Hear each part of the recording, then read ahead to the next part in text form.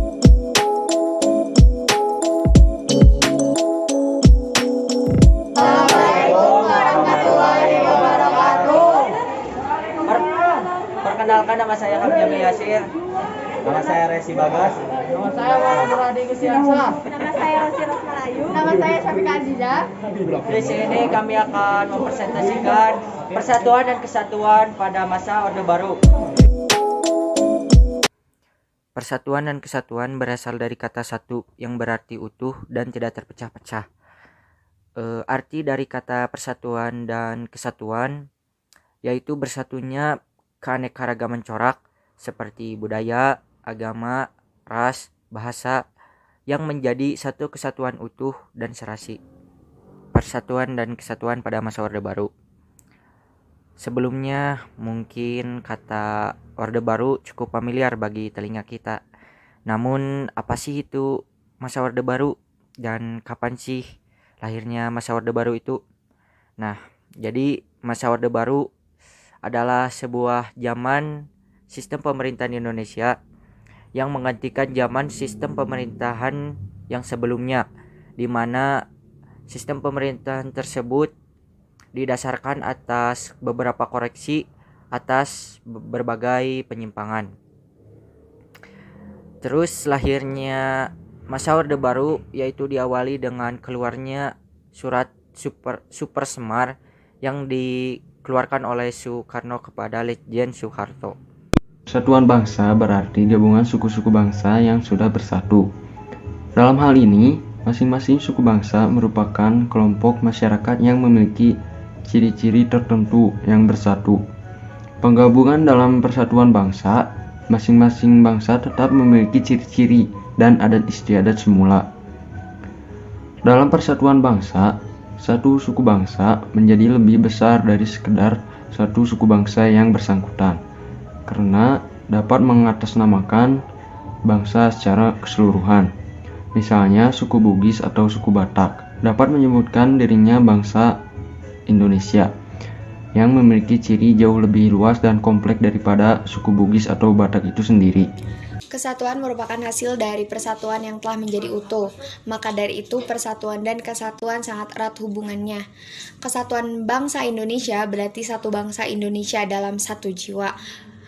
Seperti yang diputuskan dalam Kongres Pemuda pada tahun 1928, dalam keadaan utuh dan tidak boleh kurang, sebagai subjek ataupun sebagai objek dalam penyelenggaraan kehidupan nasional. Nah, sedangkan kesatuan wilayah Indonesia berarti satu wilayah yang itu dari Sabang sampai Merauke, yang terdiri dari daratan, perairan, dan dirgantara di atasnya, seperti yang dinyatakan dalam Deklarasi Juanda pada tahun 1957, dalam keadaan utuh dan tidak boleh kurang atau retak.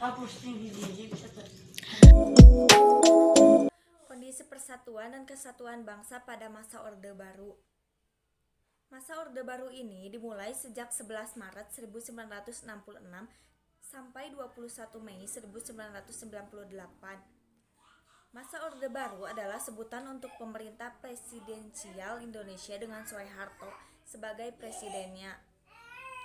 Presiden Soeharto sudah tidak lagi menjadi presiden Indonesia sejak tahun 1966 yang menandakan berakhirnya masa Orde Lama dan digantikan oleh masa Orde Baru yang dikenal dengan sebutan Orde Baru. Di bawah ini pimpinan Presiden Soeharto.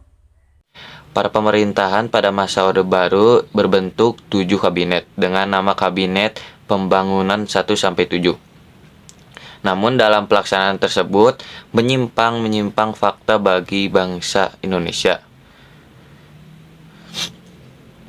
Seperti pembatasan hak-hak politik rakyat, pemusatan kekuasaan di tangan presiden, dan korupsi, kolusi, dan nepotisme dalam badan pemerintahan.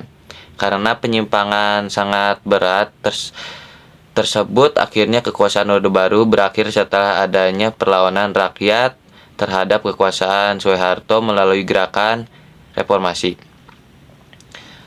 Orde Baru sendiri memiliki arti yaitu suatu tatanan seluruh peri kehidupan rakyat, bangsa dan negara yang diletakkan kembali kepada pelaksanaan Pancasila dan UUD 1945 secara murni dan konsekuen.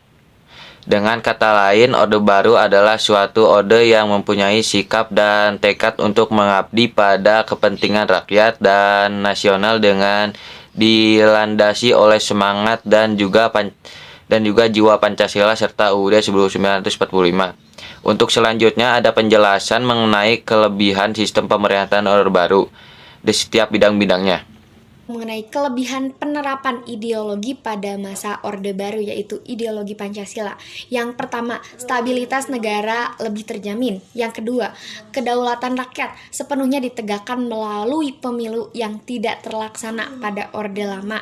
Nah, yang ketiga itu pembangunan ekonomi berjalan dengan baik dengan pertumbuhan ekonomi yang tinggi. Yang keempat, angka kemiskinan menurun, kebutuhan pangan masyarakat menjadi tercukupi.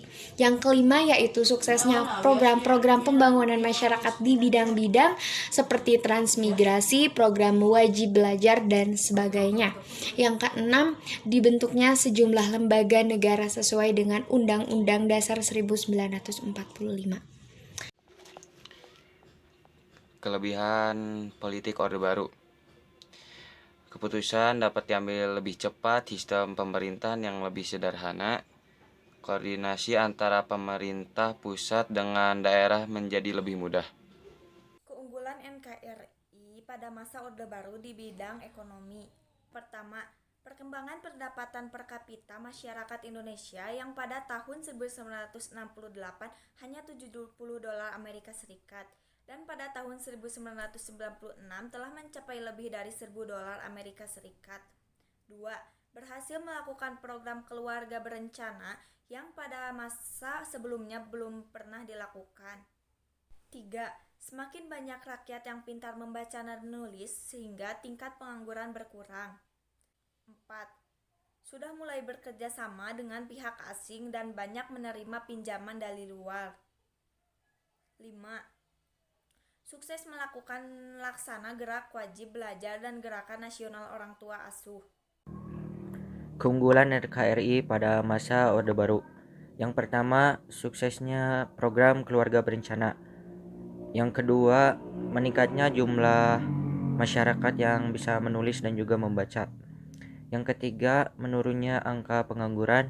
Dan yang keempat, kebutuhan akan pangan, papan, sandang masyarakat terpenuhi dengan baik. Adapun keunggulan di bidang pertahanan dan keamanan Indonesia pada masa Orde Baru. Yang pertama, meningkatnya stabilitas dan keamanan negara Indonesia. Jadi pada masa Orde Baru, keamanan Indonesia lebih stabil. Yang kedua, pembubaran satu partai, yaitu Partai Komunis Indonesia atau PKI. Yang ketiga, diterapkannya peran ganda ABRI, yaitu sebagai hankam dan sosial atau yang dikenal dengan sebutan dui fungsi ABRI. Yang keempat yaitu dibubarkannya Korstanas dan menggantinya dengan Badan Koordinasi.